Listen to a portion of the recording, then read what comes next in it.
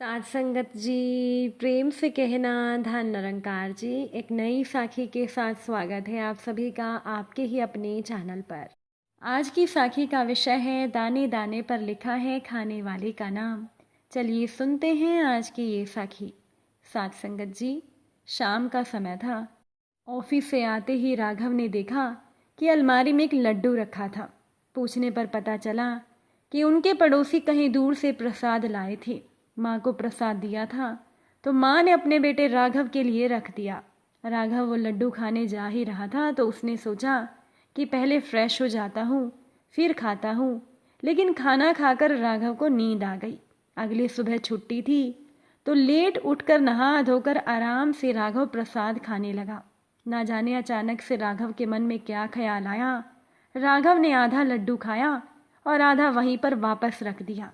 थोड़ी देर के बाद उनकी गली में एक बैल आया। बैल को वहां के लोग बप्पा कहकर बुलाते थे।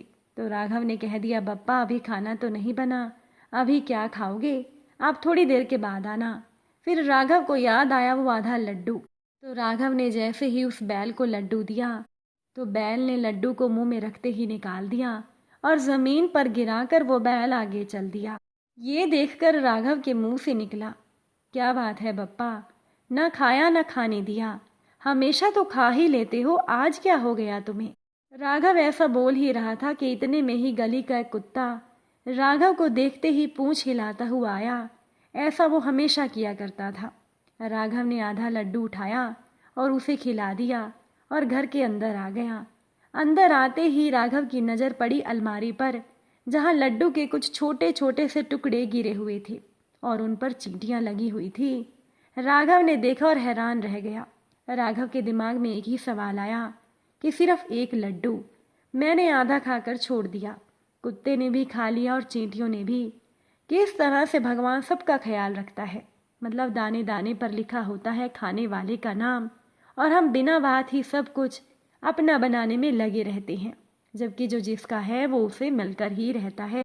इसीलिए हमें वो मिलकर ही रहेगा जो भगवान ने हमारी किस्मत में लिखा है, हमारे भाग्य में लिखा है। इसीलिए परमेश्वर पर विश्वास रखें और सब्र करें।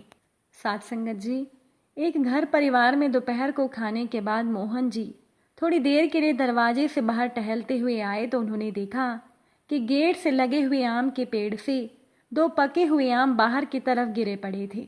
ये देखकर मोहन जी के आनंद की सीमा नहीं रही। साल भर वो पेड़ की देखभाल इसीलिए करते हैं, खाद पानी और गिरे हुए पत्ते को रोज उठाते हैं, तब जाकर इस मौसम में इस पेड़ के फलों का वो स्वाद ले पाते हैं। और उनके पेड़ के आम बहुत ही रसीले और मीठे होते हैं। मोहन जी की बेटी को भी पेड़ के आम बहुत पसंद हैं। आम को देखकर मोहन जी ने सोचा कि आज तो मेरी बेटी खुश हो जाएगी, क्योंकि ये इस सीजन का इस पेड़ से गिरा हुआ पहला पका आम है। अभी मोहन जी वो आम उठाने जा ही रहे थे कि एक बेहद बुजुर्ग और गरीब महिला उन आमों को उठाकर वहीं उस पेड़ की छाया में बैठ गई। ये देखकर मोहन जी को गुस्सा तो बहुत आया। उनके मुंह से निकला, हे भगवान, इन गरीब लोगों को भरी दोपहरी में भी चैन नहीं है। मोहन जी गुस्से में गेट के पास गए ही थे कि उस महिला ने वहीं बैठे बैठे आम खाने शुरू कर दिए। मोहन जी भी आंखें फाड़कर उन महिला को देखते रह गए। उस महिला ने जल्दी से वो दोनों आम खा लिए और जब उस महिला की नज़र मोहन जी पर गई तो वो हंसते हुए तारीफ करते हुए कहने लगी, बहुत मीठे आम थे बेटा। ये सुनकर मोहन जी को गुस्सा तो बहुत आया। एक हारे हुए व्यक्ति की तरह मुंह लटकाए गुस्से में भरे हुए मोहन जी उस महिला को देख रहे थे और उस महिला की हंसी रुक नहीं रही थी। वो कभी मोहन जी को तो कभी पेड़ को देख रही थी। फिर वो महिला बोली, बेटा बहुत भूख लगी थी, दोपहर में मेरी इस भूख की आवाज़ को कोई भी नहीं सुन सका, पर इस बेजुबान पेड़ ने मेरी आवाज़ सुन ली। सचमुच भूखे पेट आम खाकर मेरे जी को कुछ ठंडक मिली। कहते कहते उस बुजुर्ग महिला की हंसी में एक दर्द उमड़ आया। ना जाने मोहन जी को क्या हो गया। मोहन जी ने उस महिला के करीब जाकर पूछा, रोटी खाओगी अम्मा? वो महिला बोल पड़ी, रोटी के लिए ही तो दर दर भटक रही हूँ बेटा। अब उस बुजुर्ग महिला की इस बात ने मोहन जी की आंखों को नम और खुद पर शर्मिंदा कर दिया। साथ संगत जी, कोई भी किसी को कुछ खिला नहीं सकता, बल्कि जिसके भाग्य में जो भी होता है उस पर तो पहले ही उसका नाम लिखा होता है, और शायद उन आमों पर उसी बुजुर्ग महिला का नाम था, जो कि दर दर भटकने के बाद वो वहां उसी समय पहुंची जब वो पके हुए आम उस पेड़ से गिरे। इसीलिए कहते हैं दाने दाने पर लिखा होता है खाने वाले का नाम। खाने वाले बेशुमार, देने वाला एक राम। एक दिन गुरु नानक देव जी महाराज अपने 2 शिष्यों के साथ किसी गांव से जा रहे थे। चलते चलते रास्ते में एक मकई का खेत आया। एक शिष्य बाला, जो कि स्वाभाविक रूप से बहुत कम बोलते थे, मगर मर्दाना नाम के शिष्य बाल की खाल उधेड़ कर रख देते थे, मतलब बात की गहराई तक जाते थे।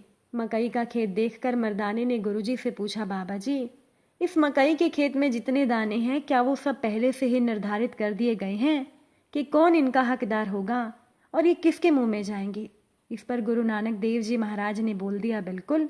इस संसार में कहीं पर भी कोई भी खाने योग्य वनस्पति है तो उस पर पहले से ही मोहर लग गई है, और जिसके नाम की वो मोहर लगी होगी वही जीव उसको खाएगा। अब गुरुजी की इस बात ने मर्दाने के मन में सवाल पैदा कर दिए।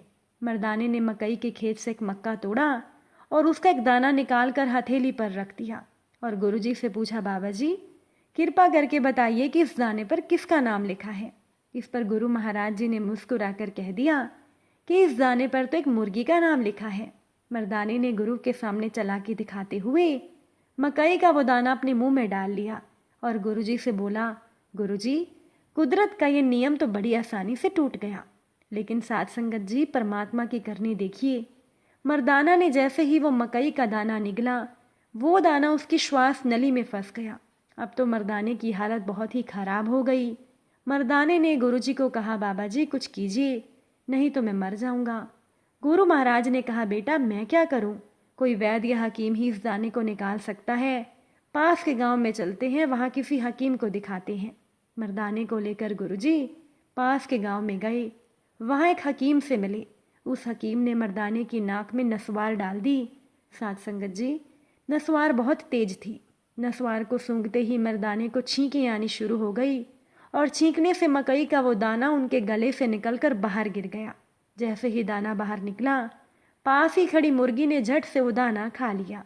यह देखकर मर्दाने ने श्री गुरु नानक देव जी महाराज से माफ़ी मांगी और कहने लगे, बाबा जी, मुझे माफ़ कर दीजिएगा जो मैंने आपकी बात पर शक किया।